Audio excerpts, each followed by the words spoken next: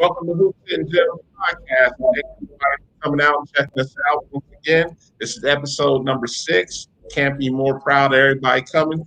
We got a special guest. We got the ladies in the house tonight. Definitely, it's our first show with one of the women's coaches, a good friend of mine, Coach Sarah Binkhorst from Wheaton College. How you doing today, Sarah? I'm doing well. Thanks for having me on. Anytime. So, when we got to know each other, one of the first things that stuck out with me, you recruit like crazy. You are a killer when it comes to recruiting. I tried.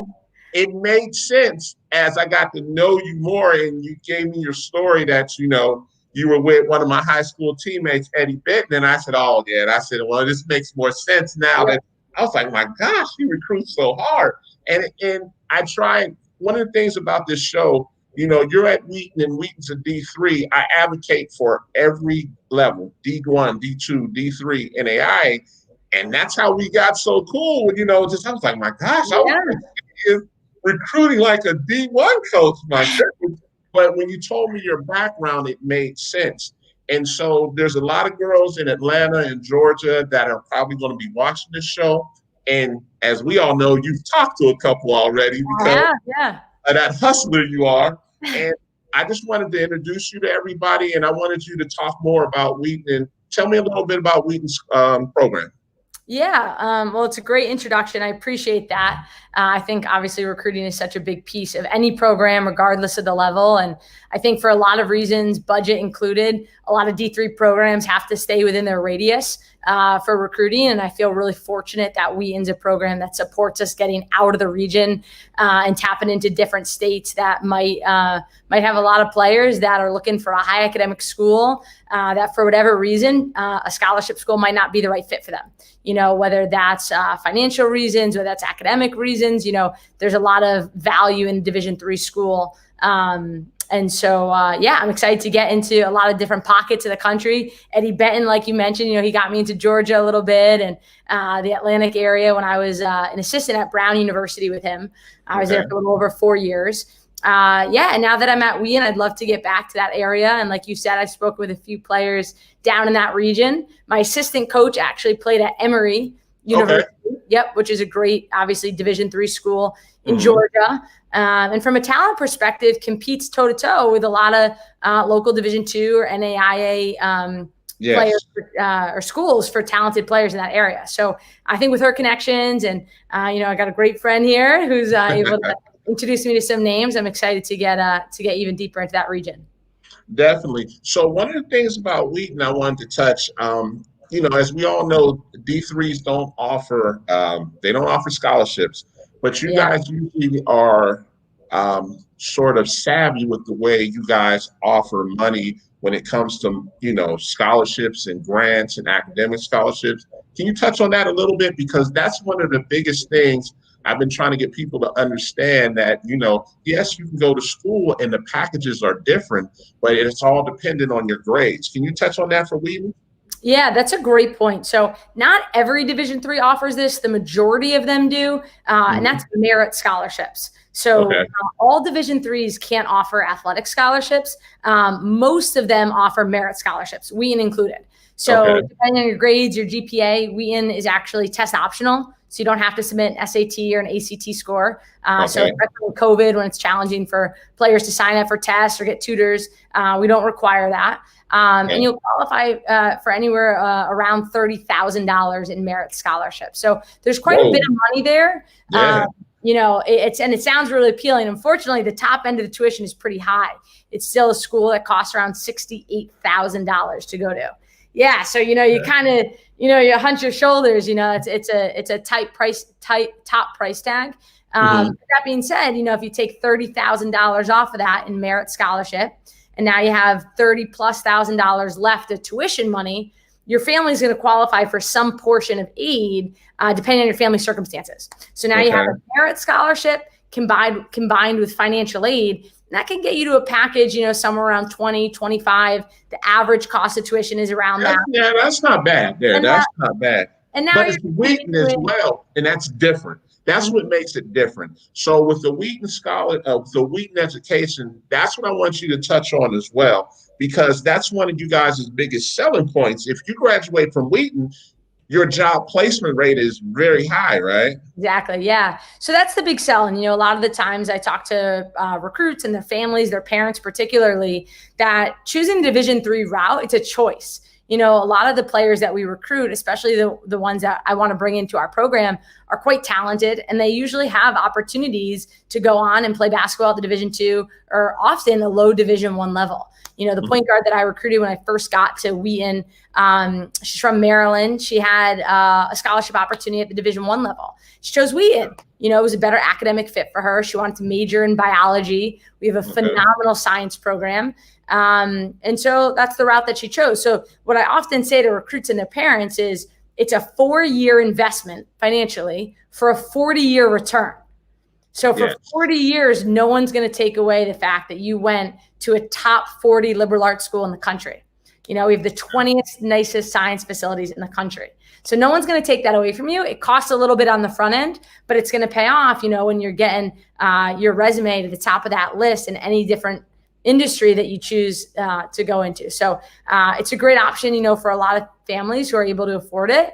We believe there's quite a bit of value in the Wheaton education and the opportunity to play at a high level of Division III basketball as well. So you guys, especially playing at Wheaton, your conference is one of the tougher Division III conferences, right? Yeah, absolutely. So we're ranked probably second most competitive conference in New England, and probably around 6, 7, maybe 8 most competitive nationally. So it's a really competitive conference. We typically send 2 teams to the NCAA tournament, which is really rare. So we get 1 automatic qualifier and 1 at-large bid. So the fact that we're going toe-to-toe with some of the top teams in the region and in the nation, night in and night out, it's a great opportunity. And so really excited about the future, what we're building here. In my second year, hard to say second season because we're not really in a season right now, but I think there's a lot of great things that lie ahead for us. Okay. Now, the one other thing I want to touch on is just as important as the sports side. Talk about the placement rate when you come out of Wheaton. I mean, because that's another big thing for you guys. Yeah. So again, and I share this with a lot of parents particularly, and they love this number, 97% of our graduates go on to get a job or go to graduate school within the first 6 months of graduation. So Wheaton really sets up their students to be successful after they graduate. And so what I really talk to players about is this opportunity to come and get a balanced college experience. So you're gonna be pushed and challenged academically in the classroom, you're gonna be pushed and challenged to reach your potential athletically, but you're also gonna be pushed and challenged to get out and pursue internships and opportunities in the real world and in the community that sometimes at a scholarship level, you're often prevented from. Just, it's a different time commitment over the summer and over breaks. And so there's a little bit more flexibility in your schedule. Balance, I think, is a word that is often misunderstood, where people think that you have to mitigate or detract from the academic rigor or the athletic rigor of what you want to experience in your college years. But it's really just achieving excellence in each one of those categories. And so, you want to be a great student, you want to be a great professional, you want to be a great athlete. I'm a big advocate for Division III. And again, I coach at the Division I level for 4 years. So I've seen both sides of it. So, okay, and I want you to touch that. How different, because you were the high academic Ivy, of course. There's not really a big difference education-wise, right? Yeah, I mean, the Ivy's the Ivy. I can't take that away from them. It is a little different, but there's a lot of great academic schools out there, for sure. But you guys you're in the same conference with like Swarthmore and those schools, right? It's a little different. So Swarthmore is more some of the Pennsylvania schools in that conference. We, in our conference, it's 11 schools, the New England Women's and Men's Athletic Conference, the NEWMAC. Okay. So Babson, Smith, MIT, Wheaton, Coast Guard, Wellesley, so. But those are all top academic schools. Yeah. Okay. Now, with that being said, also, one other thing, you guys also have it set up where you guys offer really good internships at Wheaton as well, right? Yeah, absolutely. So another great thing that, and in some ways this factors in when you look at it with a different perspective into your financial aid, is that Wheaton offers what's called the Wheaton Edge. So at one point during your time at Wheaton, if you want to pursue an internship in whatever field you want, but it's an unpaid internship. Wheaton will fund that opportunity $3,000 to $5,000. So if you want to get a job shadowing somebody at a hospital, or one of our juniors last year wants to be a teacher, not certified to teach yet, so she wasn't going to get paid in any capacity by that particular school, but she wanted to get some hands-on experience. And she worked with a local math teacher at her high school, working on curriculum development. And it was an unpaid opportunity, but she really wanted to pursue it. So unlike most students who have to go work at a basketball camp or an ice cream shop or pizza shop to make money, she was able to get real world work experience. And Wheaton was able to pay her $3,500 to be able to pursue that and make some money at the same time. So is it over the summer, or how does that work? Yeah, it is over the summer. There's opportunities for it to be during the year, depending on what that looks like. Most of our athletes, just because it's Division III, it's still a big time commitment. So they typically find the most opportunity in the summer to take advantage of those types of opportunities. Okay. Now I have an important question for you. So when you're recruiting people, and like you said, you just got someone that was, D1 talent, and you're trying to get them to understand that, hey, this is a D3 school. We provide opportunities, maybe not on the athletic D1 side, but the experience afterwards is just as important. What do you say to that point? To help them understand what the academic value is? Yes. Mm-hmm. Yeah. A big piece of it, I hope that the academics stand on their own, and the merit of the school speaks for itself in our rankings and in our outcomes and success rates with graduates. A big thing that I'm trying to sell is to come help change a program and change the trajectory of where Wheaton women's basketball is going. So in 94, 95, Wheaton women's basketball went to the Final Four of the NCAA tournament, and so our job is to get back there. And so I'm trying to recruit players who are excited and motivated by that opportunity and that challenge that lies ahead. And especially, a lot of players coming out of their senior year of high school, especially now when they've, depending on where you are in the country, you're deprived of some of your senior season. You don't have the opportunity to come in and impact a program early on in your career. There's an opportunity for that here. And so, I'm not one to guarantee minutes or play time to any first year, regardless of, what their talent is like. So they got to earn everything, but the opportunity is there to come in and really help change the trajectory of where we're going and be an integral part of the building process. Now, from a women's basketball standpoint, and you're going to have a better knowledge on this one than me. I can't say that I can say, hey, I know on the men's side for D3, there's an opportunity to go overseas and play professionally. What about on the women's side? Can you say, hey, if you come to Wheaton, there's a possibility you can go overseas, or maybe not the WNBA, but you can go play? Would that be fair? Yeah, absolutely. So, I haven't been at Wheaton too long. Like I said, only my second year here. So none of the players that I've coached have gone on to play internationally. A couple of our alums have. But I'm very well connected in the Division III world, having played it. And I know a number of student athletes who have gone on to play internationally with a lot of different opportunities. Again, it's all about connections, network, similar to recruiting. I'm connected to you. I get a pull in Georgia. I'm connected with some abroad scouts, regardless of what level you are. I think if you can play, you can play, and that's all the scouts want. So it's really, I tell recruits all the time, and I tell our players all the time, the opportunities are what you make it. So if you want to come in, you want to show people why you're worthy of going and signing a contract abroad to continue your career, by all means, I'm here to help make it happen for you, help you reach that potential and maximize that talent that you have. Now, one other thing, why Wheaton?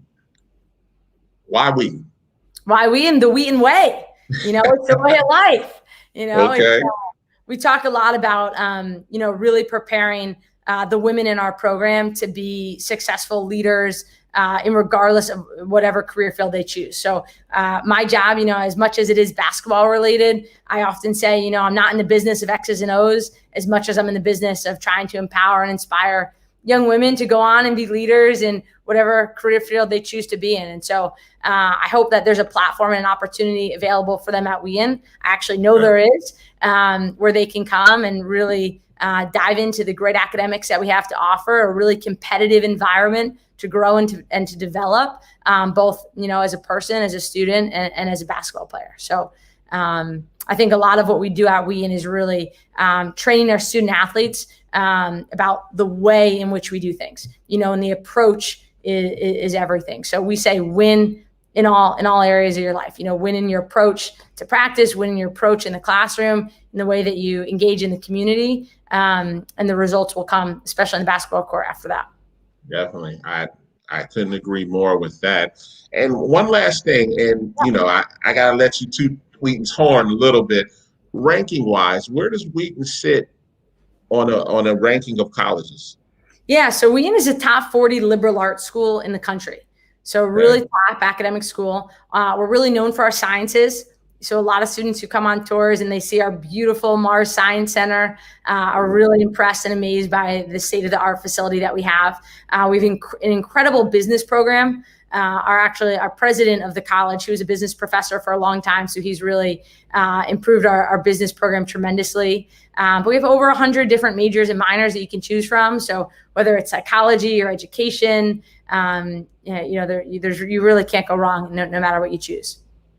Definitely. Now, one thing I wanted to bring up on the side, since you are the killer recruiter, definitely pay attention this weekend. The She Got Game Classic is here in Atlanta this weekend. So I think it's being live streamed. I'll get you that link if that's the case. If not, just pay attention to the site. I'll be tweeting out as usual. Oh yeah, those are my plans this weekend. I got to tune into it all, and for all the recruits out there that are watching, just be an advocate for yourself. And it's great to have other people do the work for you and see you and get in touch with us. But as coaches, we really love getting emails from players who are advocating for themselves and taking the time to find a school that's of interest to them, find a coach, find their email address, put the time into sending an email and advocating for yourself and why you think we should give you a look academically and athletically. Excellent point. Because I get a lot of emails where they think that coaches are not approachable. Yeah. And so they say, if I send it to, I don't get a response. And of course, we know that may happen here and there. But like you said, you have to advocate for yourself in these days and times, especially with COVID and everything that's going on. And, unfortunately, it does make it sweeter for you because now you're getting even higher level kids because of COVID, because of the transfer portal being outrageous right now. Totally. But let me ask you this. What do you say to the kids that want to wait until March or April? I'm going to go gray way earlier than I should when that happens. I was talking to you deep into the summer. I was recruiting 2020s up until June, July last year. You're helping me out. I remember. So, it gives us a little bit of sense of security when we're able to solidify our class early on. In our 21 class, I'll speak just specifically here at Wheaton. We're looking to bring in a big class, 6-7 players. So we're hoping to get the majority of that class filled way before that March deadline. That being said, we'll probably leave 1 or 2 open in case there is a talented prospect that's a good fit. I don't think I've spoken enough about that. There's a lot of great schools out there. Great academic schools, great athletic schools, but most coaches around the country, regardless of level, they want that fit. They want a great person that's going to fit into their culture and fit into their extended family. And so it takes time to get to know somebody, so if I start a relationship with a recruit right now in, late December, early January, doesn't mean I'm going to sign anybody probably until that March timetable to get to know them. And so we got to give ourselves some flexibility and adaptability in that as well. And see, that's why I wanted to bring you onto the show for a number of reasons. For the reason that Wheaton is test optional, it's a high academic. I know the person you are anyways, but a lot of people don't understand that, a lot of things that these high academics offer. And just to dispel some of the rumors where people think that, I can't get into that school. Well, if you have the grades, it's test optional. You don't have to worry about that. Yeah. And, I know that's your side of the selling point, but it's just trying to advocate for these D3s to say you can get into these high academics and it can be a life changer. Definitely be a life changer. Yeah. And, you knocked it out of the park as usual. And I'm sure probably after the show, you'll probably get a couple of inquiries, which is always a good thing. Always a good thing. And for the people that are watching, that parents that are watching, she is approachable. Trust me, she is approachable. We'll get back to you. Yeah, that's how I met her. just approaching her, and we started talking, and we really started talking like, okay. And then she was approaching me like, hey, what about this kid? What about this kid? So if you can play, she will talk to you and she will form a relationship. So please, by all means, these high academics are a good look in Atlanta. Trust me, you will come home and you will be happy you did it.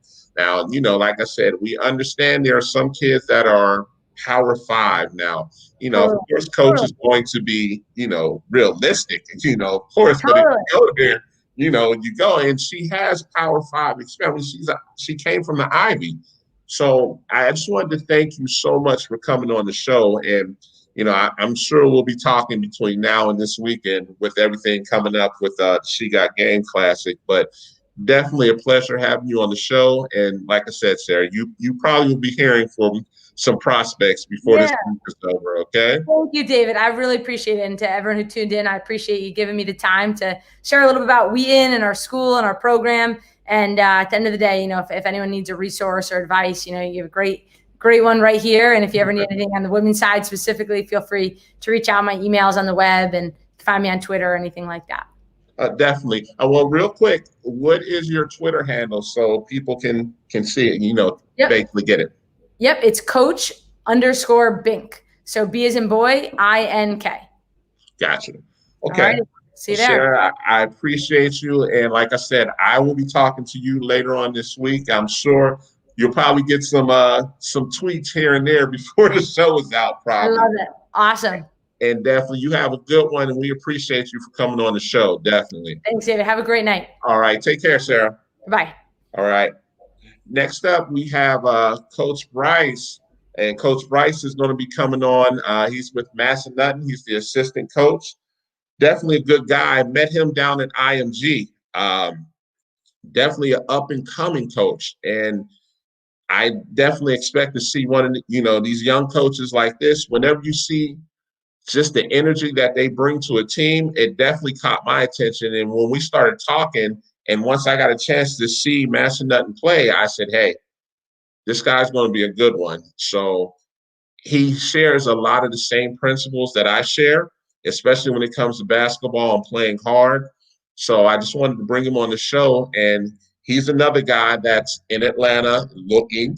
So for you guys that are in Atlanta, are considering post-grad, Massanutten is definitely a good look. So we're just going to bring him on, and we're going to have him talk about Massanutten a little bit, and we're going to keep going with the show. Coach, what's going on? How's it going, man? Man, just trying to make it out here, man, enjoying the holidays a little bit. And, as we talked about a little bit backstage, we were talking about the IMG Classic that you guys played in. And, just the energy that you brought on the floor, man. And I was telling people, I said, he's going to be a good one. You can see it in due time. He's going to be a good Appreciate one. that.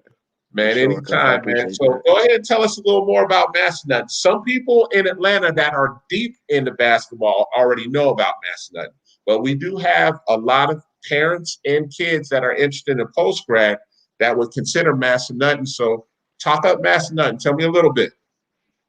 Okay. All right. Yeah. So Massanutten is basically a military school, but it's a post-grad school as well. It's usually 6 through 12 with, like I said, the post-grad year as well. Usually the kids there is probably, 100 to about 150 kids. So it's a real small school.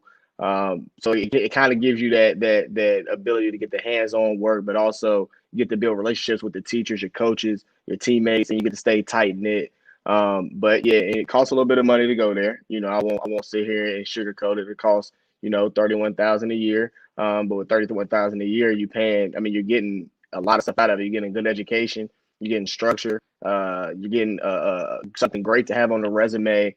Basketball wise, you're able to play against the top level competition, play a great schedule, have good coaches, man, and have good teammates, and be on a school or a winning team that is used to, bringing a lot of coaches to look at our team and basically recruit some of our guys. So, a lot of guys don't realize it, man, but the opportunity to come to, to Massanutten or really any prep school or in military school specifically is a great opportunity, man, because you learn a lot of life lessons that, you'll take with you off the court and use them in your real life, So that's a little bit about us, man, and about Massanutten. And if you want to go to the basketball side, man, I I'll tell you, man, we've been a pretty good winning team for the past, I want to say, I can honestly say 10 years.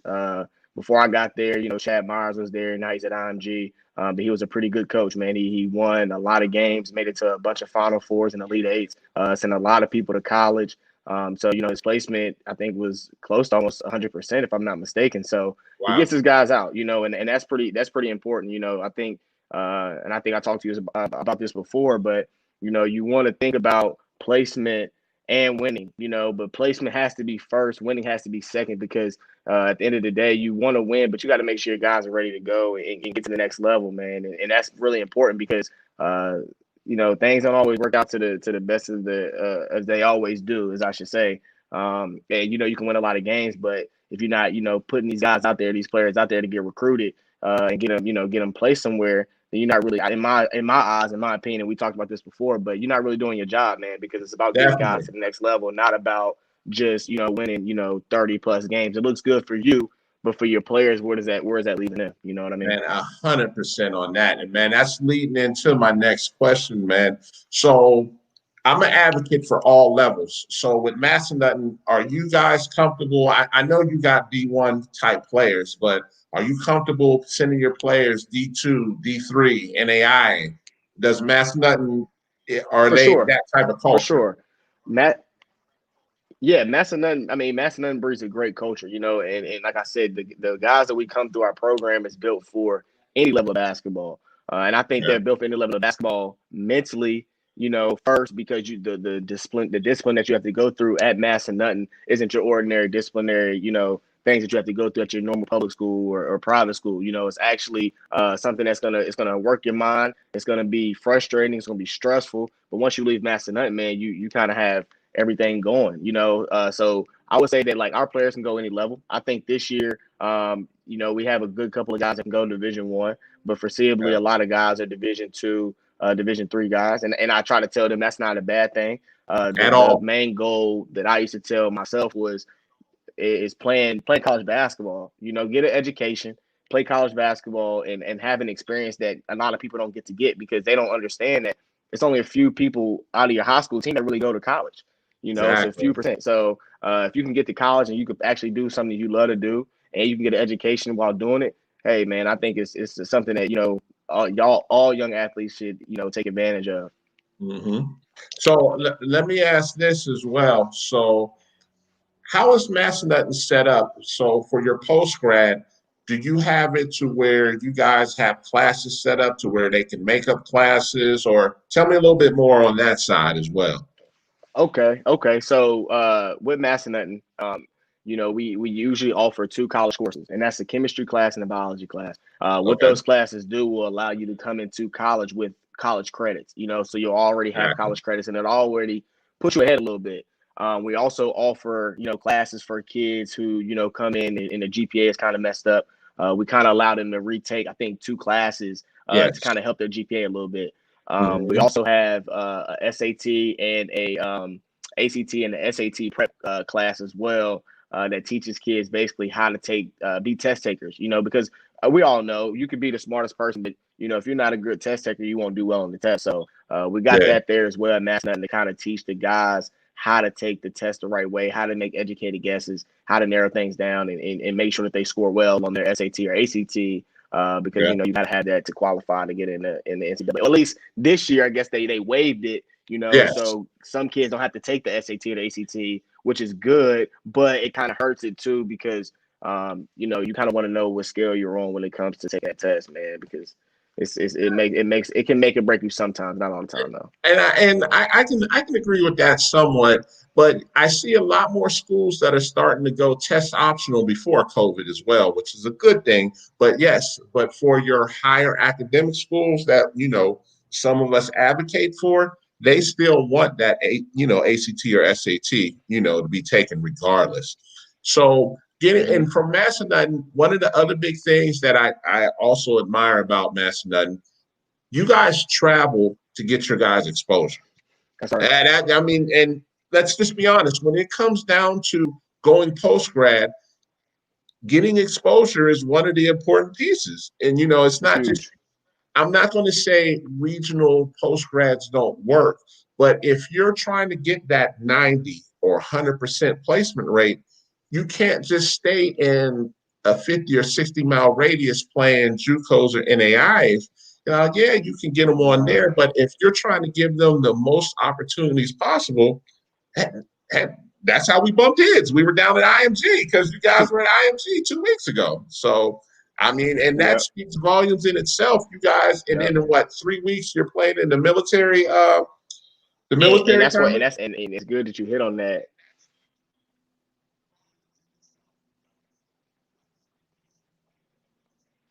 You there? The circuit. Yeah, on the military circuit. Yeah. Tell me more about the military circuit.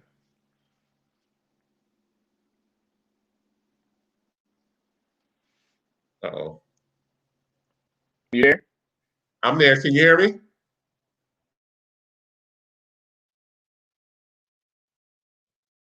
We're having a little trouble with your connection on your end. We can't hear you.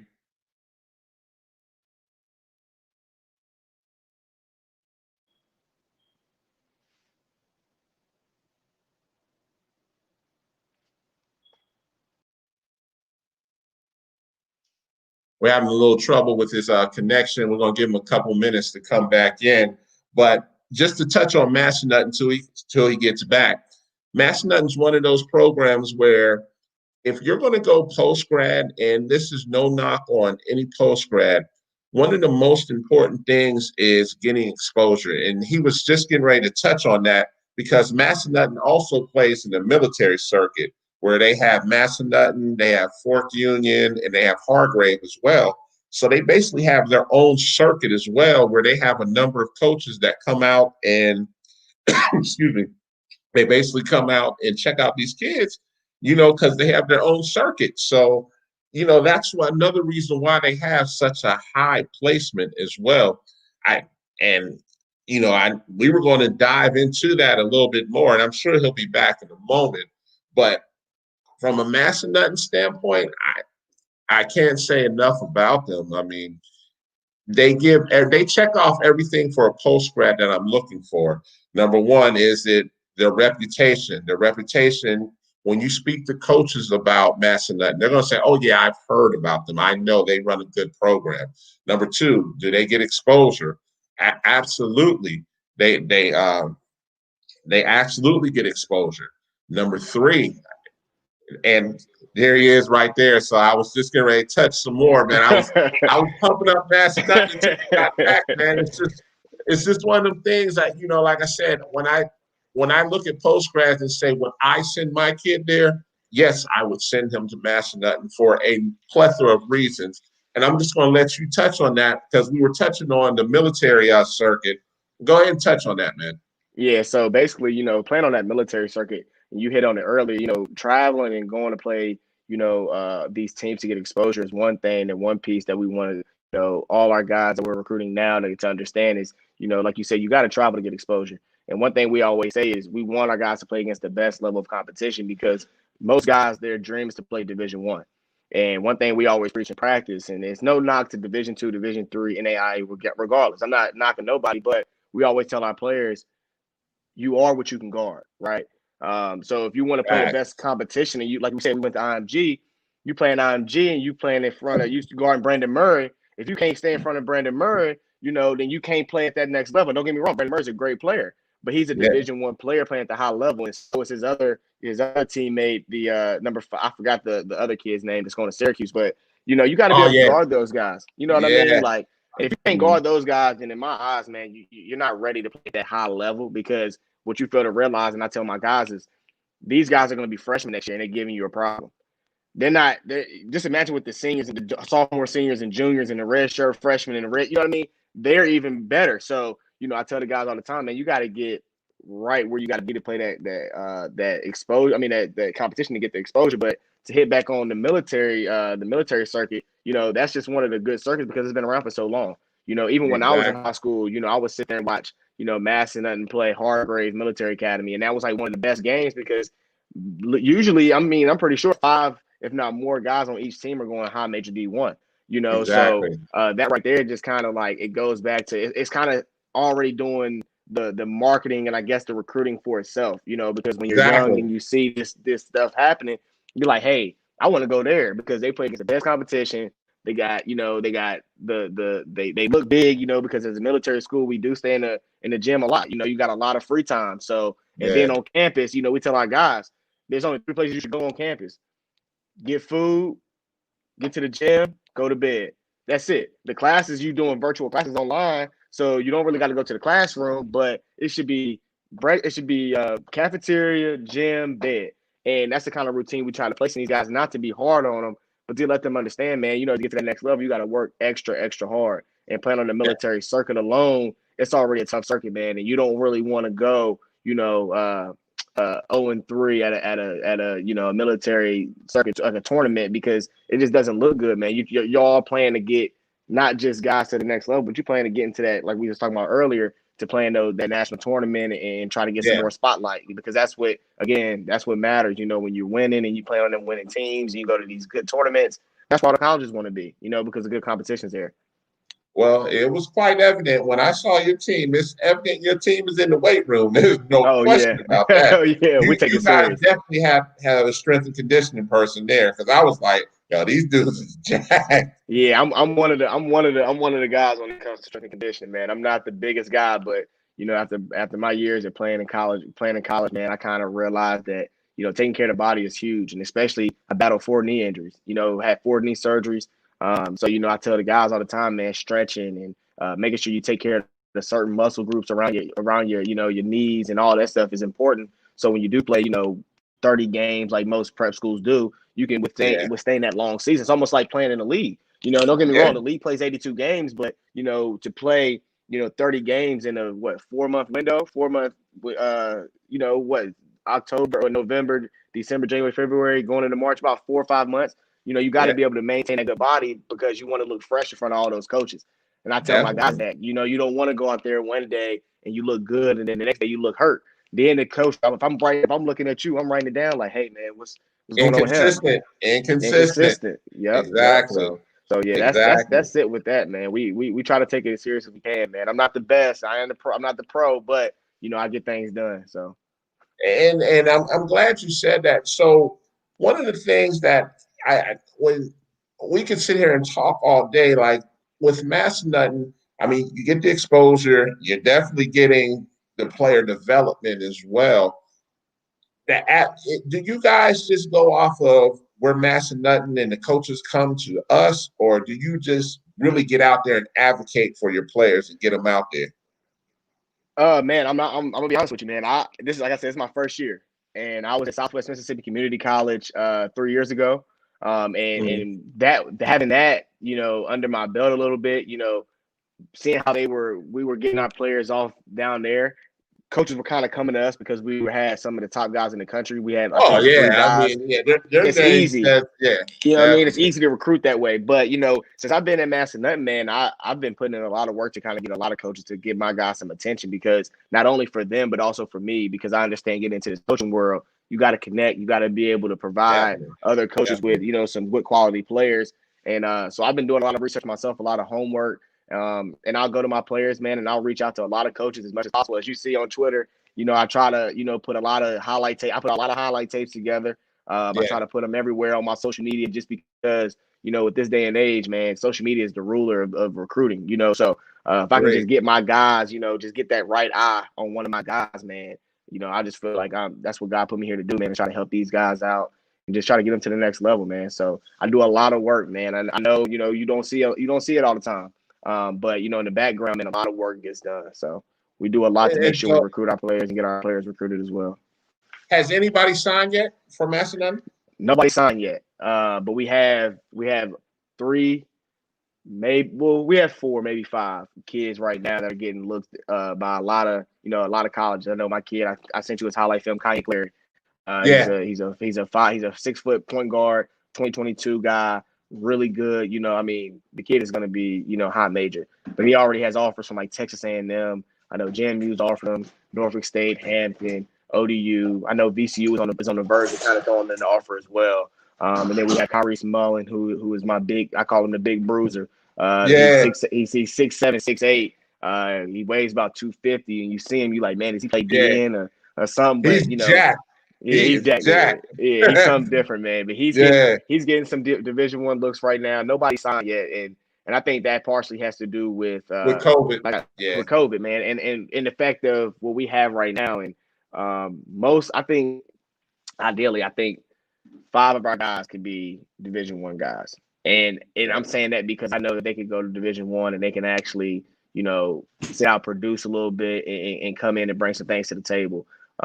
So I think most of it has to do with three of our guys that are getting highly recruited are 2022s, right? Our other kids that are getting recruited at the D1 level are 2021. It's only two 2021s. The rest of the 2021s are getting recruited by Division Two, Division Three NAIA guys. And some JUCO, because I told the kids, man, I mean, with what's going on right now, man, I would honestly think about going JUCO 1 year, just because, man, I mean, with 2021 and then 2022 following up with these kids, uh, extra eligibility, man, it's tough, man. I yeah. can't really sit here and tell you not to do it, but I would suggest, man, go JUCO, man, save a year, at least get some experience, and then kind of blossom a little bit more so you can get a little bit more looks as well, instead of just going with what comes your way. Well, and now, since you were on the JUCO side, we're going to talk about what you just suggested. The portal's at 1,300 now. At 1,300. So what you just said made 100% sense to say, hey, you might want to look at JUCO for a year, even if you're a qualifier. And people are looking at me like, "Are you crazy?" I'm like, "No, I'm not." I was like, because you have to understand, coaches are looking at JUCO kids first. First, yep. They're looking at them first, and a lot of people don't understand that. They're like, "Oh no, I'm coming out of high school. My kid's this." If your kid's not top 150, he's not going to be first in line.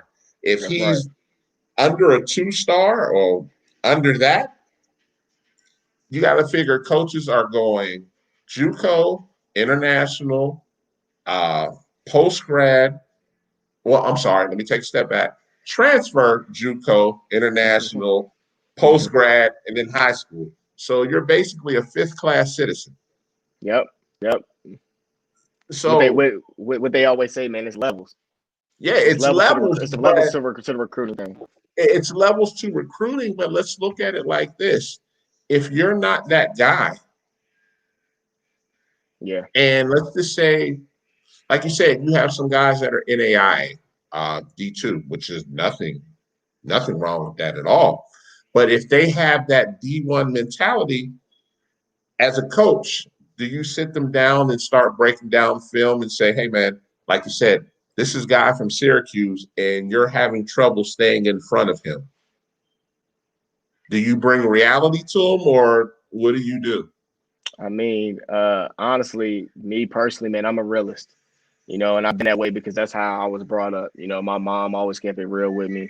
My coaches always kept it real with me, and I've accepted that now, and I love that because things ain't always peaches and cream. You know what I mean? No question. And as much as we have dreams and goals, we need to sometimes narrow that down a little bit because I let these guys understand that, man, yeah, you can go D1, but like you just said, if I pull you aside and say, hey, man, you can't guard him, I'm not shooting you down. That's just me telling you, if you want to be that high level player, you got to step your game up. Step your game up, right? Yeah. And that's what one thing about me, man, is I'll just keep it real with the players, and I think I get more respect being that way, because yet you don't want to hear it as a player because you have these goals and this mindset of I'm a D1. But if I'm keeping it real with you and I'm telling you the honest truth, I'm gonna sit you down. I think kids respect that more, especially the kids I deal with, because I'm not sitting here bashing you. I'm not sitting here pointing at your film and saying this is wrong, that's bad. Nah, I'll sit here and tell you what you did wrong, but I'll also tell you what you did right, and then I'll break it down and say, hey, but look, at the next level, it's gonna be way harder. Like I just said, if you can't stay in front of that Brandon Murray kid that's at IMG, he's gonna be a freshman next year in college, right? And he's gonna be at the bottom of the totem pole. Not saying he has potential to rise, but he's coming in as a freshman. Those juniors and seniors and red shirts and transfers, they might be way better than him. So if you can't stay in front of him, let's be real. That might not be the same level that you want to play basketball, and that's okay. Because I was listening to, you know, the coach that you had on before. Mm-hmm. It's all about if you can hoop. You know, I played at Georgia after my first year in college under Mark Bonington, then got hurt, transferred to Roanoke College, played under Coach Paige Moyer, and I was at Roanoke College, which is D3, and we played in the ODAC. And the ODAC was a pretty tough D3 conference. It's probably one of the toughest ones in the country because we usually send three teams, if not four, to the NCAA tournament, and that's just also basically just qualifying off of your record. But we beat a Division I team. When I was at Roanoke College, we beat North Carolina A&T at A&T. You know, so I share that story with my players because it's not always about the level, right? It's just about if you can hoop. You know, and sometimes you might be able to do your thing and play your game of basketball at the D3 level instead of the D1. So, well, and to touch on what you're saying, you got guys that are going overseas from D3. Oh, right? Yeah. Oh, yeah. Oh, yeah. You got guys that are going D3. And from where you just came, man, we both know JUCO's got killers. JUCO. Killers. Killers. Because, Yeah. you know, those are kids that a lot of times that sometimes didn't qualify academically. And so JUCO could take more of a chance on them. And those are the guys you'd be like, man, if you just, whatever you got going on, if you get this straight, you might be a one and done. For sure. You know, but kids don't understand it. Like, man, you might not make it at JUCO, let alone the D2 or D3. And some of the JUCO D2s are good, very good as well. Really man. good. Really good. Yeah. Really good. And that's what I wanted to bring to this show. Like, I just didn't want to be on here and just have like power fives and mid majors. I wanted to bring everybody to the table because people got to understand, go out there to the park. You don't know who is D1, D2, or D3. And then at the end of the game, you're like, hey, man, you can hoop, man. Where do you go to school at? And they may say Roanoke. They may say Wheaton. They may say Embry-Riddle. You know, they may say, and you're like, oh, man, I didn't think you could. Man, I didn't know they had hoopers like that. And then you started walking to the car like, man, they got some killers down there. And, basketball is universal, man. And, I just hate sometimes we have this, if you're only D1, you can hoop. That's a lie. That's a lie. That's just a straight lie, man. And I just look at this, man, like, bruh, I mean, especially as this is continuing to get more and more competitive. With the transfer portal being crazy, there's going to be some killers in D3, real killers. And that's why I try to tell my players, man, killers, they play with this, right? I'm playing with my heart. You know what I mean? I'm not worried about what kind of shoes I got on. I'm not worried about, my girl in the stand. I'm not, you know what I mean? I'm worried about playing with my heart, playing as tough as I can and going hard every time you know what I mean, I get time in the game. And that's really it. And that's what the real dogs do. The real dogs, they show up when it's time to eat. You know what I mean? That's what I tell my players. When those coaches are out there watching you, that's your chance to eat, right? You say you hungry, you starve, and you want a scholarship. You should be going out there eating. You don't be sitting out there saying, I'm a D1 this, or I want to go get a scholarship for this and that. And you sit back being passive in the game and you giving up open shots, or you letting the middle drive go by, or you don't want to close out, or you don't want to take a charge. Play with your heart, you know what I mean? And give it all you got. So as a coach, I'm not going to just worry about how many points you put up. I'm going to see that, he plays with heart, right? He plays with an understanding of the game. He plays with a high IQ of the game. He could have tried to force and tried to get 20, but he played solid, and he had 10 points and he had 5 assists and he had 6 rebounds and he shot above 80% from the free throw line, and he shot, good solid three-pointers where he's shooting above, 35-40% from the 3-point line. Like, those are the things that matter, man. And I tell the kids all the time, man, just go out there and play with heart, play with an understanding of the game, man. And that's how you can overcome all the he say, she say about so-and-so being this good and that good. That's just how I see it. Okay. But hey, man, I definitely appreciate you coming on, man. Listen, I appreciate we can sit up here and talk. I mean, but I'm going to clip some of the stuff you said, man, because it's like me saying the same thing. I got guys right now that don't understand you don't have to get 25, 30 points a game. It's just one of them situations. But man, I definitely appreciate you, man. I know next time y'all come down to Atlanta, let me know, man. I'll let everybody know, man. Nothing I coming, got you. man. I got you, Definitely, Coach. I man. really appreciate you, man, and thank you for having me on. And like I said, man, I'm glad we got to catch up and meet each other in person Definitely. at IMG. That was a blessing, man. So Definitely, good man. luck We'll to be you and talking some everything that you're more, a doing. lot more, because I know you'll have your eyes peaked in Atlanta. I already know how Oh, you you already do. know, yeah, for Yeah, sure, for sure. already definitely. Hey, man, like I said, I definitely appreciate you coming on the show, man. We're gonna talk some more later this week, man. And much love to you, man. I appreciate you, Coach, man. You take it All easy. right, man. Take care. Yes, sir. Next up, we got one of my favorites, man. One of my favorites. Good guy from Pittsburgh. He's from my hometown. Experience galore. Played in the NBA for a couple years. He's an assistant coach at Robert Morris now. A great guy. Coach Mike, what's going on? What's going on, David? How you doing? Man, I'm good, man. I'm good. When we first reconnected, man, we went down memory lane for a long time talking about the round ball and everything else, man. No doubt. I mean, that was an incredible experience back in the day, and Oh, I yeah. still keep in touch with Sonny Vaccaro, who put that event on, and incredible event, incredible person. Definitely, definitely. So, you're blessed enough to stay home and coach at Robert Morris. Everybody knows Robert Morris for upsetting Kentucky in the NIT. And we all know Coach Cal's from Pittsburgh anyway. But tell us, you don't have to tell me, tell the audience more about Robert Morris, man.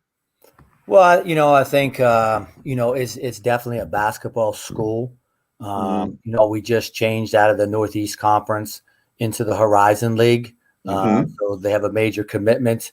I think part of that was the fact that we just built a brand new $52 million arena and practice facility right on campus. Okay. And they made a commitment to upgrading the facilities, upgrading the league, and just it was a great way to open up the new arena last year, winning the NEC on that Tuesday before everything got shut down on Thursday. Yeah, that was big. That was big. And we just got a transfer from an Atlantic 10 school today that was on campus for the first time. And he talked about and he's from Pittsburgh, so he was amazing, just talking about how incredible this place is, like better than some Atlantic 10 arenas. Yeah, definitely. We're very fortunate and very blessed that we have a president, Dr. Howard, that is really committed. He played football at the Air Force Academy, so he's very much into the athletic part of Division I basketball and Division I athletes in general. So when you have that kind of support, it really helps. So with Robert Morris, one of the things about Robert Morris, and I consider Robert Morris, especially playing in Horizon now. You guys are definitely mid-major down. Playing. I think it's a step up. Even though the Northeast is tough, you're going into an even tougher conference in the Horizon. So I want to get your opinion on this. I know everybody, as they say, likes to recruit up, so to speak. What type of player are you looking at Robert Morris? Well, I think number one, it's all about the fit of your program. I think that's really important. And sometimes you have to pass on some good players because you don't feel like they fit the model of your program and what you're looking for. I think the two things that stand out right away when we recruit, and this is one of the reasons I'm having so much problem recruiting during the pandemic and just seeing video. For me, the first thing is all about toughness. Toughness on a daily basis, and because we talk about sustained effort. And it's really tough to sustain the effort. It's really tough to play at this level. And I'm not talking toughness like a guy like back when I played in the NBA, like Charles Oakley, who just threw punches and stuff. But I mean, there's a toughness to them.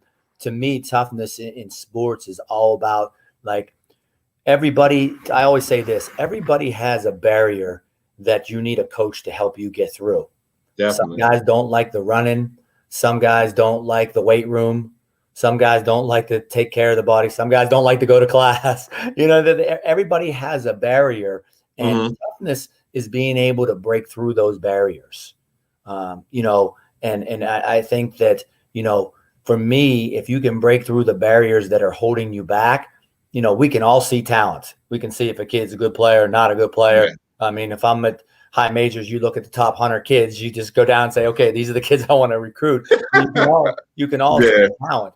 But, you know, the toughness piece, like, is for me is very hard to see, like on a film, on a video, or a live stream. And again, it's great that these live streams are trying to help promote kids, and you got to do what you have to do during this pandemic. I'm just having a little bit harder because, you know, for me, toughness is the first thing that I look at when I recruit a kid. You know, how tough is he? Like, you know, we have a kid that, you know, is our starting point guard, Dante Tracy, who originally committed to the Army, and then decided to get out of it, and we got him. But when I was recruiting him, you know, the one thing I kept talking about is like how tough he was. You know, he's only 5'9", this and that. You can say all those things, but I kept going back. This is like, I don't know how good he's going to be, but you're going to love him, and he's going to be tough every single day, and he's going to help you win games. And for me, you know, the kid helped us win a championship last year and was the MVP of our tournament, and never started one game as a freshman. So, you know, he just kept working through his sophomore year. So to me, that's what it's all about, the toughness. And the second thing is character. You know, I mean, guys got to be able to, you know, handle adversity, handle rejection. You know, I always talk to recruits when I talk to them. Tell me one time you had a major setback in your career as a student, as a basketball player, as a person. Tell me those three things, and how did you handle each of them? And that tells me a lot about a person, I think, in a recruit. And I say this to some of the parents because sometimes they'll be like, "Oh, mom took care of it, dad took care of it," or something like that. And you know, you still end up sometimes recruiting them because it's talent, and then those things come back to haunt you sometimes. Well, and I'm just going to say this, and you know, the producer of the show, he knows we've known each other 22 years. I mean, you just said something. I'm a stickler on toughness. You know, that got to be a Pittsburgh thing, man. You know, we may not be the most talented, but you're going to play when you play me. You know what I'm saying? And that will always get noticed, that toughness. If you're going to close out hard, are you going to rebound hard? Are you going to hustle? That type of mentality will get coaches' attention. And you just said it, you know, and I can't harp on that 100 times over, man. You know, sure, there's going to be, you know, kids that are bigger, better, faster. But like you said, coaches will notice that heart, that desire, and that toughness. For sure. I've just always been a stickler on that. And you just saying that, I said, oh, man, he don't count. He's from Pittsburgh. He don't count. I mean, that's just the way the culture is there. You know, that's always been the way it is there. And, you know, sure, there's been good players, but that toughness is what's going to get noticed along with grades and, you know, character, as you said as well. It's just one of those things where you can't teach it, so to speak. You know, you have to want it. Right, for sure. No doubt about it. And you know, and I'm going to step off of that just to touch on Robert Morris some more. You guys are open to every area when you recruit because you offered a kid down here in Atlanta, if I'm not mistaken, right? Yeah, I think we have. You know what I mean? You know, we've talked to a lot of kids, and I know we've recruited a couple, you know, over the years. And again, you know, one of the things for me is, you know, I'll go anywhere to recruit a kid that I think is going to help our program. You know what I mean? And I know the Atlanta area has a lot of great players and, you know, great athletes. And, you know, we gotta find them wherever we can find them. You know what I mean? And I always joke about it. You know, Robert Morris isn't always the household name to everybody. But we got to get in and build relationships with kids and build relationship with people in the area and build up the trust. You know, because you get one kid there and, you know, people start to trust what you do. And I you know, I work for probably one of the best guys in the country to work for, Andy Toll. You know, he's a family man. He's into the staff. He's into to the to the players and all those things to try to really help out. Making sure that the kid is not just a basketball player. You know what I mean? Like he's into the whole part of it. Okay. So with Robert Morris, what does it take to get into Robert Morris? Is there a certain GPA that's needed to get in? Tell me more about that from that I standpoint. think, David, that, number one, obviously you have to qualify for the NCAA standards. That's number one. And it depends on what program you decide to go into. Okay. Certain areas, if you're going to go into a certain major, it gets to be a little more difficult to get a kid in. Okay.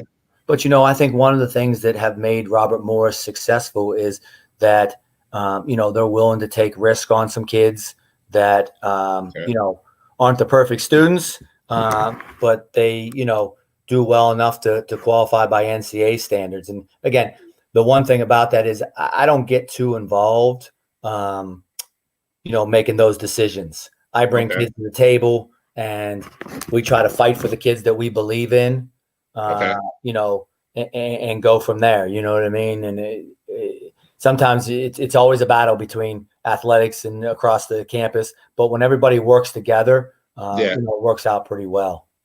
Okay. One other question I have that I think is important: player development at Robert Morris. Do you guys have player development all year round, or how does that work? Sure, it's a big part of our. I think the reason that we've had a lot of success, that we get players better there. One thing great about our staff is we all played. Coach Toole was a Division I player, went to the NCAA tournament. I was a Division I player, went to the NCAA tournament. Our director of operations, Jimmy Langhurst, Dave Fedor, and Vincent Johnson, they all played.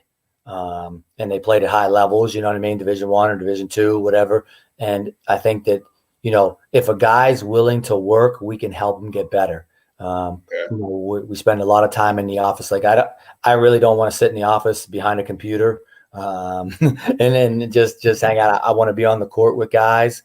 I want to help them get better and improve. But they also have to know that when I work them out, it's not some just get on the gun and shoot workout.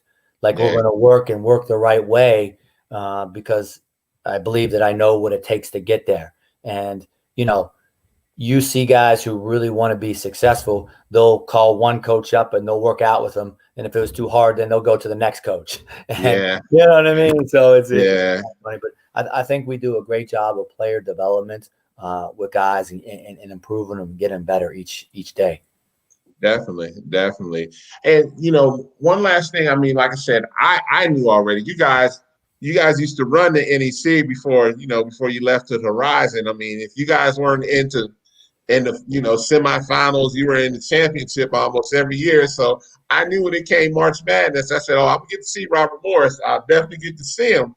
And I think, to be honest with you, outside of the upset of Kentucky, some years ago, I think that's how Robert Morris started to get their name, because in March, everybody was saying, hey, they're in the championship on a regular basis. Even if they lost or they lost in the semifinals, you guys started to get on TV because that started to become your moniker that way, right?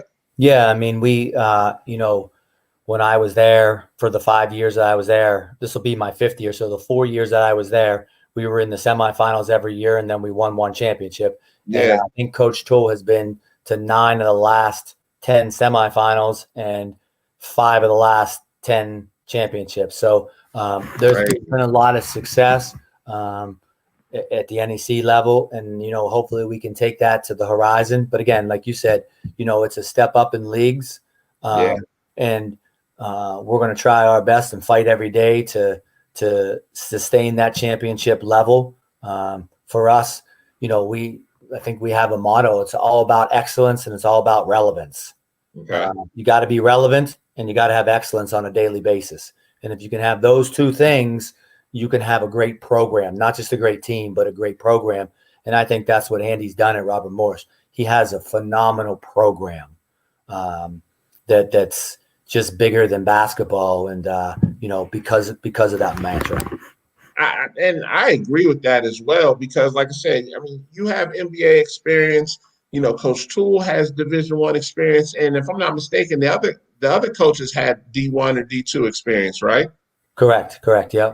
And I mean, like I said, it's one of those things. Like, it's not about just talking it. You can say you're taking it by experience. You know what it takes to get there. If I'm not mistaken, and jog my memory with this one. This is a long time ago. Wasn't that you on the Slam magazine way back in the day on the All-American list? I'm not sure if I was on Slam. Are you talking about the one that was on Twitter? Yeah, that was in Playboy magazine. Oh, it was Playboy, and that was you with that was you with was it like Larry Johnson, Steve Smith, Larry and all of Johnson, them on there? Shaquille O'Neal, Lonzo Ball. Yeah, man.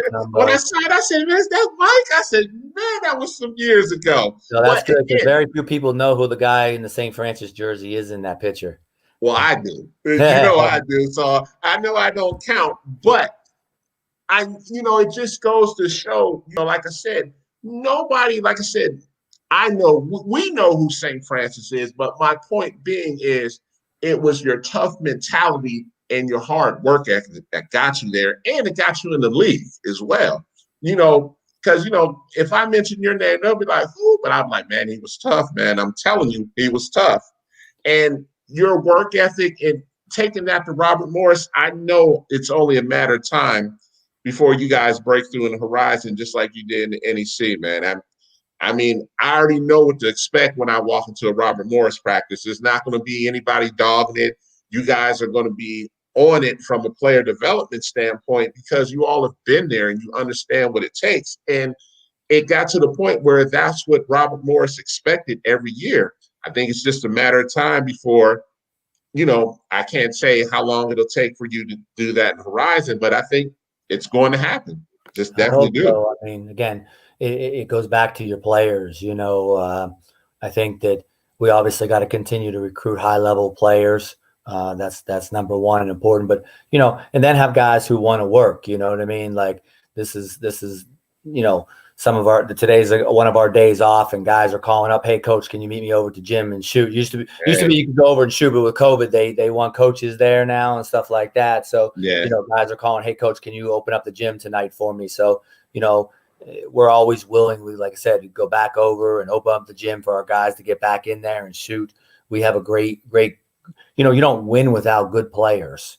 Definitely. I mean, people talk about the coaches and. Sometimes it drives me a little bit crazy when we give all these college coaches all this great, this guy's a great coach, this guy's this. And it really comes down to the players. This is a player game. And again, you have to be able to recruit and you have to be able to manage people and help them get better and improve.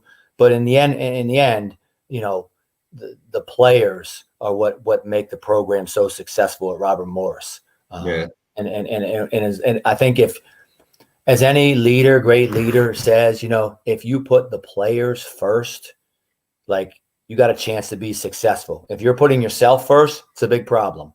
I think that's one of the things that our whole staff focuses on, always focusing on the players, helping them get better, helping them do well in the classroom, helping them be successful in life. Like, those are the things that we really pride ourselves on at Robert Morris, with all those things. And obviously we want to win games too, you know what I mean? That's the business we're in. You don't get to keep your job if you graduate everybody and lose. Agree. Just how it is. So you want to have to do both. I got one last question before I let you go, man. Yep. And I'm always passionate about this. I know what type of kid and recruiter you are and the kids you're looking for. And can you just explain just a little bit how you touched on it a little bit? It's not always about the kid that's putting up 25 points a game that you're going to notice. Can you just touch that a little bit, please? Yeah. Again, it's you have to have the guys who fit your program and your needs at the time. Mm-hmm. I mean, everybody say, "Oh, we just need good players. We need good players." Sure, everybody needs good players, but if like if you have guys at that position, if you have say you're out and you have two really good forwards, but you don't have any shooting, like if a great forward comes up, are you just going to take him who can't shoot? Probably not going to help your program unless you're going to change your whole system and go from there. So again, it's about fit. And I will say this, I am biased to the fact that if I believe in a kid who's really, really tough, I'll find a way to make him fit that way, because I'm glad you said that. Yeah. And again, it doesn't mean like scoring 25 doesn't mean you have what it takes to be a Division I player. There's no question about that. Are you doing the other things that, because, we have guys who score 25 and then when they come in as freshmen, they struggle. Yeah, they struggle. It's hard. And, and again, like I try not to talk about things that I haven't experienced myself, because I think when you speak from experience, then you have a better understanding of it. So, I was an all-state player, played in the Dapper Dan, like you said, averaged probably 24, 25. For 2 years at Penn State, when I first went to Penn State, I played 10 minutes a game and averaged 2 points a game. So, like, there was a lot of struggle through that process. And honestly, we played the flex offense. It was a terrible fit for me. You know what I mean? Again, it was a bad fit. And I wasn't, and I say this with all sincerity, and people laugh when I say it, I wasn't good enough for Penn State because of how they played. Not because I wasn't talented enough for Penn State. You know what I mean? I made it to the NBA, but I wasn't the right fit, so it wasn't good enough for that. Exactly. So it couldn't showcase what you could do, and you didn't fit to add to what they were trying to do, correct? It was just, and again, we didn't have all the technology we had back then, and, you get caught up. So, I went to a system that was more up-tempo, more ball screen stuff that really fit me. And again, I put in the work. I stayed focused on what I had to do, especially in the year that I had to sit out. But, that was a lot of adversity. And, you can roll over and just forget about it, or you can keep fighting until you get it. And again, a lot of people just, once it doesn't go well for them, they're ready to throw in the towel. Yeah, they're ready to throw in the towel. And again, it's frustrating. It's embarrassing. It's humiliating if you're a competitor like I was, especially because that's only 40 minutes from my hometown. Yeah. And you have people saying, "Oh, you're not good enough. You can't play here." Like, it's a hard pill to swallow. But it also, if you have some thick skin, you get a chip on your shoulder and want to prove people wrong. Exactly. And, I always look for that when I go out. What kid has a chip on his shoulder? And, it's not always easy to find, but you sense it, because like I can sense it because I've been through it. So I see, I see those type of things. And again, I'm not right about every player. I'm wrong sometimes too. You know what I mean? Sometimes I pick a kid who I don't think, like, oh, this kid could be a backup for us, and all of a sudden he's a star for us. Or I say, this kid I don't think is going to be any good, and all of a sudden he's really good. Or I think this kid's going to be really good, and it doesn't work out. So there's no perfect science. If there was, go ask Michael Jordan, who drafted who was it, Kwame Brown? I mean, nobody's 100%. Nobody. Nobody. Not even not even the NBA people who are supposed to be the best in the world always get it right. We certainly don't. Sometimes, I'm getting a lot of calls right now. Oh, you got to recruit this kid, coach. What are you doing? What are you doing? And I'm saying, look, I'll look at him. I'll do this, but I try to be honest with people, even if they get mad at me. Like, I don't see it. And he might go on and be a stud, and I'm like, oh man, I missed on that kid. You know what I mean? But that's all you can do is like, hey, with my eyes and the way I look at things, like you said, you say, hey, I didn't see it, but other people could see it, and like you said, you could be wrong. It is what it is. But like you said, if you can't see it, is it the kid that has the chip on the shoulder to say, okay, he didn't see it, but somebody's going to see it, and when I get that opportunity, I'm going to make the most of it. Yeah, and the hardest thing right now for me, again, going through this pandemic, is this: and I know a lot of coaches do this, and some people will criticize me. I'm not a keep warm person, meaning like I hate like keeping kids warm and just calling them to like I'll do it to build relationships. You know what I mean? Yeah. But I hate to keep them warm. I like to like know what I want. Like I like to call a kid and know that I want to offer. Like I don't want to throw an offer just to keep a kid warm. Like I know if I offer him. So sometimes that's hard to do. Now again, I'll do it to build relationships and talk to kids, and sometimes still think for those type of things. But like usually within the first 1 or 2 times of seeing a kid, I know what I want, and I know that he can fit, or I'll just have a feeling. Now I might not say, okay, I'm going to offer the kid, I want to go see him a couple more times, but like, I'll know I want to go see him a couple more times. You know what I mean? I got you. And that makes sense, but it goes back to what you just said. When you saw that kid for the first time, did he bust his butt? Does he have that? I'm just going to say, does he have that toughness that we're accustomed to seeing in Pittsburgh? And like you said, that makes you want to see him a couple more times, right? Yeah. Or is he just a Hollywood guy? Yeah, and I watch things that people don't normally watch, because I always say I want to recruit a guy who I want to play with. Like, yes, I'll watch kids in layup lines. Mm-hmm. I'll watch the layup lines. I'll watch after the game, like, what do they do right after the game? Who do they talk to? You know what I mean? Who's in their ear? I'll watch when a coach takes them out. I'll watch how they talk to other teammates. I'll watch how they react to referee stuff. Just little things that go on that, I'm a guy who loves to go see practices, because I think that you find out about kids in practice. Was he the first one there? Was he the last one there?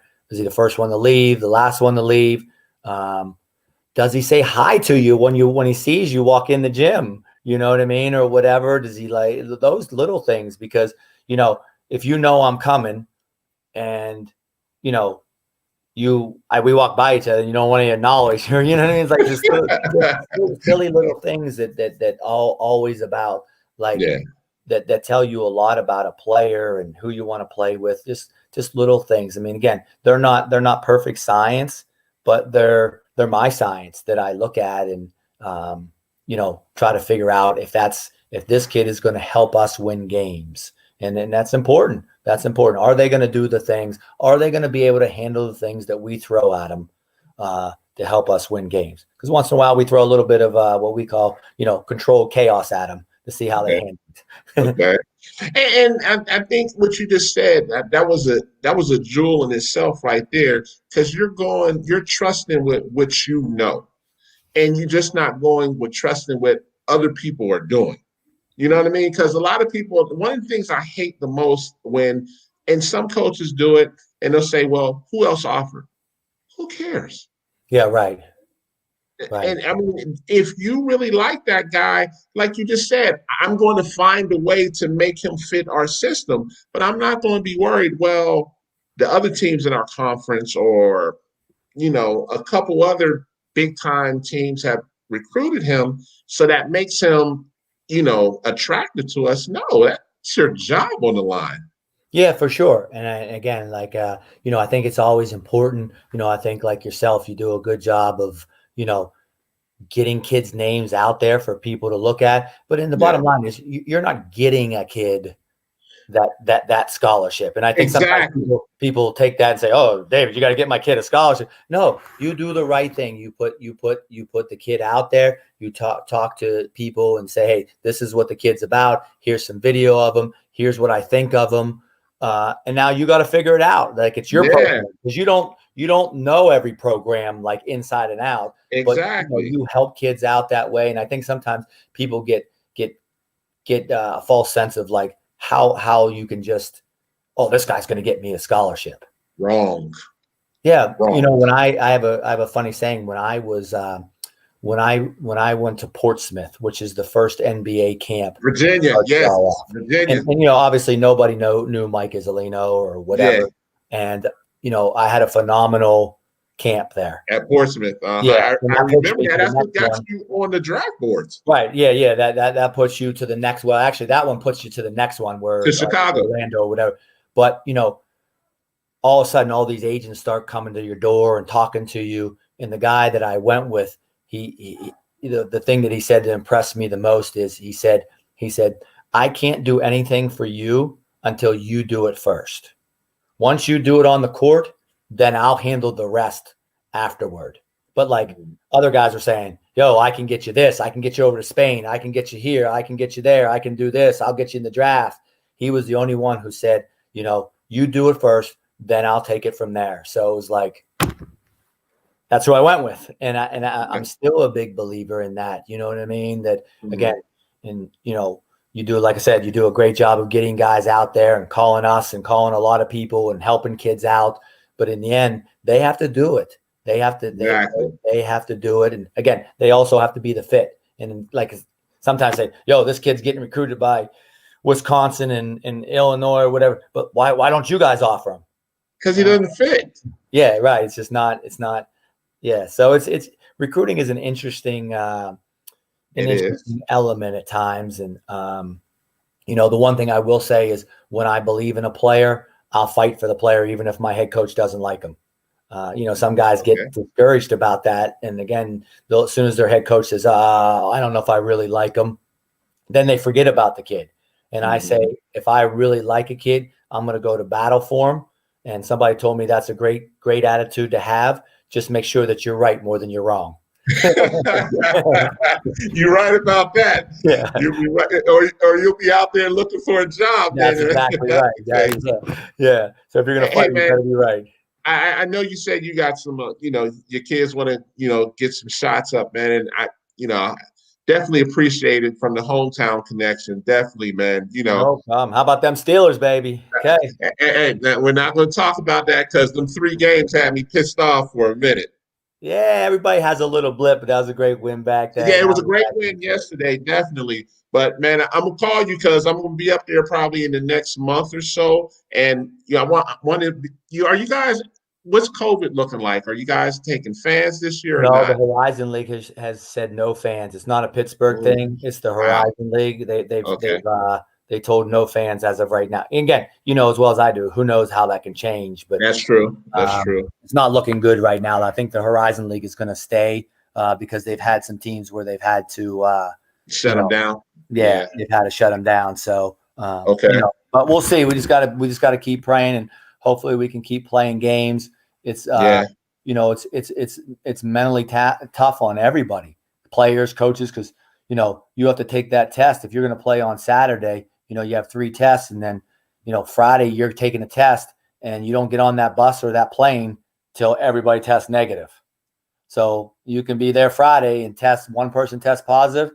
That's you're it. not getting on that bus to go to the game Saturday. So it's nerve wracking. You know what I mean? And I feel for the guys because they're always on edge about it. You know what I mean? But we've been very fortunate in terms of our guys being resilient because we've had a lot of guys shut down for a long time. Man.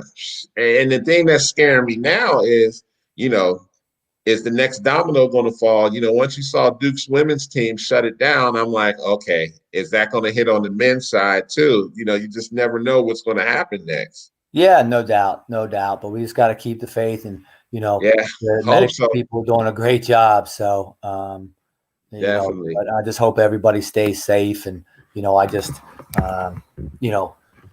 try to stay positive with our guys because it's not, like I said, it's not easy on them, and they've been through a lot this year trying to deal with all this. The 3 tests a week, all the PCR tests, all the stuff. Crazy. It's tough. It's tough, but they've been warriors and troopers. And then you got to stay mentally prepared for games, and and it's crazy because you can be set up. So and how it's working in the Horizon League. So say we were playing Oakland this Saturday, and say Oakland tests positive on Wednesday, and say Northern Kentucky is supposed to play Wright State, and one of them tests positive, right away you're going to play the negative team.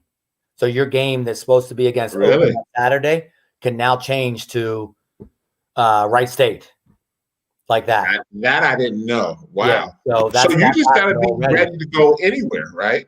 Yeah. So what happened was we were supposed to open up against Cleveland State at home. Cleveland State was not permitted to come into the state of Pennsylvania. So to play, don't ask me, like, this is a little bit of touchy issue, so I won't get too deep into this one. Okay. But they, so they didn't come into Pennsylvania to play. And then Purdue Fort Wayne was supposed to play, and I can't remember who they were supposed to play.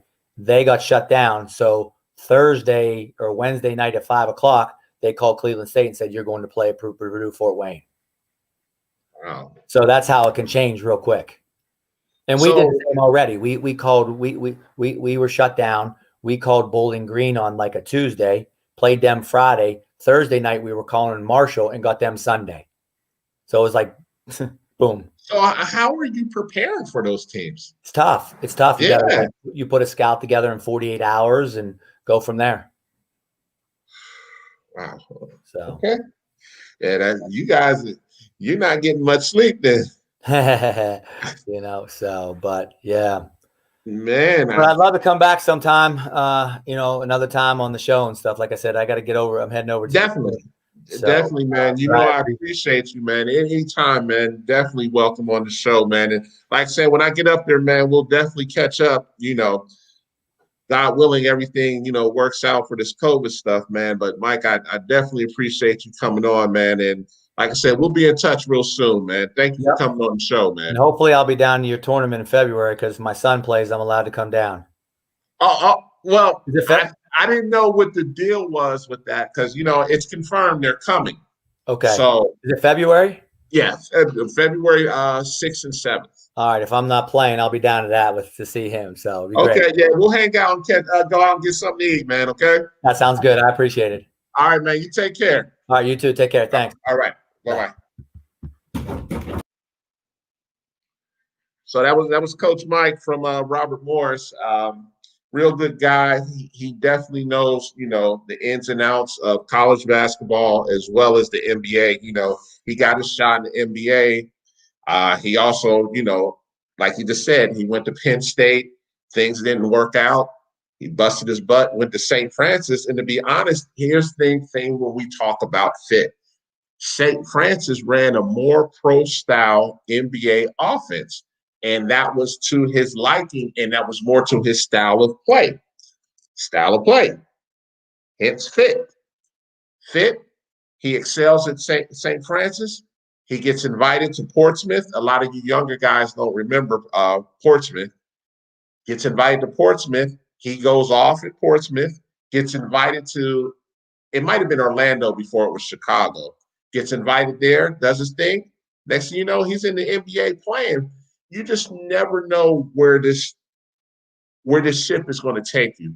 But I do know one thing. If you do not bust your behind, if you play cool on defense, if you do not hustle up and down the court, your time on this court will be short-lived after senior night in high school.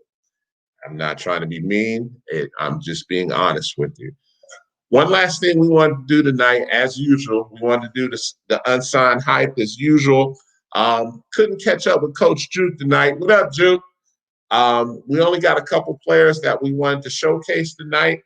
One of the first players we have, we're going to go on the girls' side. Her name is Messiah McQueen. She's actually not an Atlanta product. She's out of North Carolina. Messiah is a point guard out of North Carolina that boasts a 3.8 GPA. She's actually starting to get some looks now because she's one of those people where she was under the radar and she can play. She can definitely play. So we're going to look at some quick highlights of her.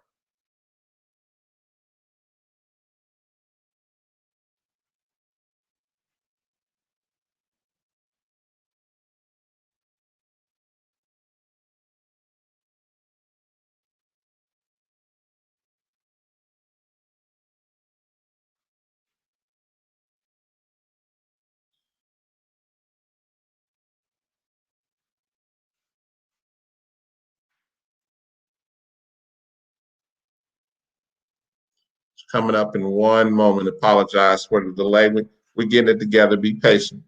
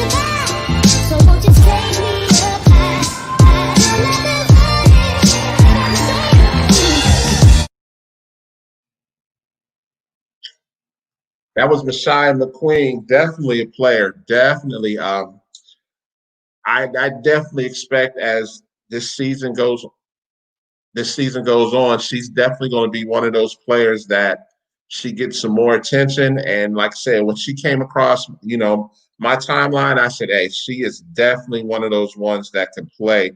Give me 1 second. Our next player is Elijah Williams from Providence Christian. Give me 1 second. We're going to get him loaded up in one moment here.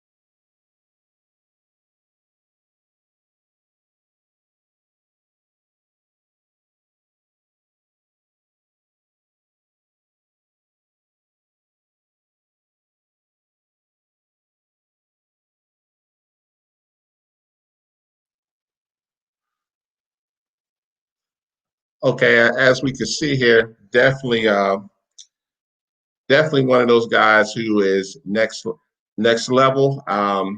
When I look at him, he's definitely going to get a lot more looks in the future. What we wanted to do as we get ready to as we get ready to wrap this up, I wanted to talk about some tournaments that are going to be this that are going to be this weekend coming up. We got the Tournament of Champions that have been this past Saturday and today. Outstanding competition over at Wheeler High. But one of the tournaments that I definitely want to mention, I got to give a shout out to Warner Robins as well.